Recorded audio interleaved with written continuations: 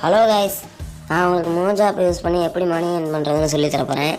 அதுக்கு நீங்கள் பண்ண வேண்டியதெல்லாம் நம்ம சேனலை சப்ஸ்கிரைப் பண்ணி வச்சுட்டு கமெண்ட் மட்டும் பண்ணுங்கள் மோஜுன்னு சொல்லிட்டு. நான் அடுத்த வீடியோவில் உங்களுக்கு ஸ்டெப் பை ஸ்டெப்பாக சொல்கிறேன். எனக்கு பார்த்தீங்கன்னா அமௌண்ட் வர ஆரம்பிச்சிருச்சு மோஜிலேருந்து.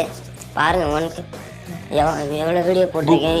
எல்லாமே ஓன் கண்டென்ட் தான். எப்படி நான் ஓன் கண்டென்ட் க்ரியேட் பண்ணுறது அப்படின்னு நான் சொல்லித்தரேன் ஈஸியாக. அதேமாதிரி பாருங்கள், 1K ஃபாலோவர்ஸ் வச்சுருக்கேன், 21K லைக்ஸ் தான் வந்திருக்கு.